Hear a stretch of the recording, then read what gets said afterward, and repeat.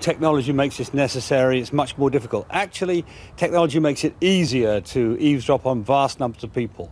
And what they haven't explained is precisely why it is they intend to eavesdrop on all of us without even going to a magistrate for a warrant or a judge for a warrant, which is what always used to happen. Before your phone could be bugged, or before, in fact, any criminal's phone could be bugged, they had to go and get a warrant. Now they're intending to be able to do this for all of us, for millions of communications without going to anybody. Now, why is that necessary in this day and age? So it won't improve national security?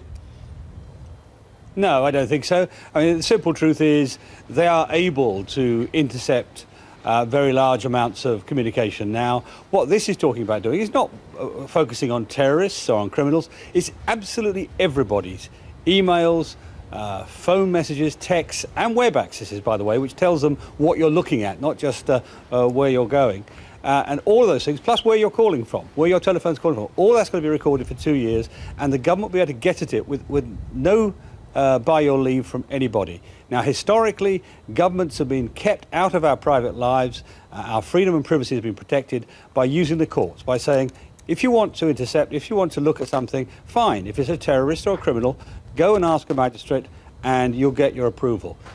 You shouldn't go beyond that in a decent, civilised society, but that's what's being proposed. But that presupposes prior suspicion, doesn't it? And don't events of the last 10 or 15 years suggest that so-called sort of clean skins get below the radar, and what this does is allow the agencies to pursue people or be flagged up about people who haven't actually been on the sort of security radar before?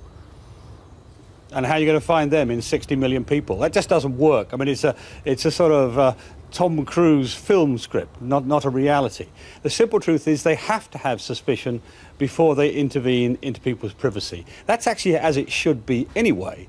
And it's very, very easy to get that approval from a magistrate in the middle of the night. It's happened in the past plenty of times. It's never been a restraint on them. Didn't stop them finding out about the London, Glasgow bombings. Remember that? They found people from their phone records that way. They don't need this law to protect us. This is an unnecessary extension of the ability of the state to snoop on ordinary innocent people in vast numbers. And frankly, they shouldn't have that power.